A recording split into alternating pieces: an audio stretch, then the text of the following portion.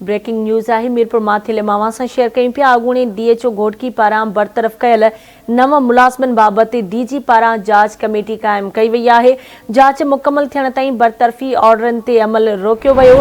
Director general Hyderabad notification जारी करे director health Sukkur जी सरबराही में जांच कमेटी ठाही आहे। अहम ख़बर वांखे ॾियूं पिया मीरपुर माथिले मां, जिते अॻूणे DHO घोटकी पारां बरतरफ़ कयल 9 मुलाज़िमनि बाबति DG पारां जांच कमेटी क़ाइमु कई वई आहे। तफ़सील मालूम कंदासीं आवाज़ जे रिपोर्टर लतीफ़ वसीर खां। जी लतीफ़ वसीर, कहिड़ा तफ़सील आहिनि? DHO ऑफिस 9 मुलाज़िमनि खे बरतरफ़ कयो वियो, जंहिंखां पोइ DG जेको हेल्थ आहे हैदराबाद उन्हनि जेके उन जा आर्डर आहिनि उनजी बरतरफ़ी खे रोकियो वियो आहे। ऐं जेके जांच कमेटी जेका जोड़ी वई आहे, जंहिंमें डायरेक्टर सखर जी सरबराही में जांच कमेटी आहे, जंहिंमें additional district health officer Larkana Mumtaz Wagar, additional district officer Shikarpur Aftab Pathan इहे मेंबर ने 2 हफ़्तनि अंदरि इहा जेका जांच मुकमल करे DG खे ॾींदा आहिनि।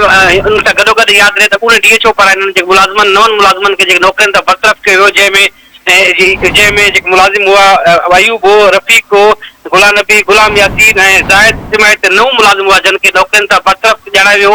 ऐं उनखां पोइ DG पारां हिकिड़ी जांच कमेटी जोड़ी वई आहे, जेका 2 हफ़्तनि अंदरि जांच करे उहा रिपोर्ट ॾींदी। एसिताईं उन ऑर्डर खे जेको आहे रोकियो वियो आहे। जी ठीक है, मुझी मेहरबानी लतीफ़ वसीर अपडेट करण लाइ।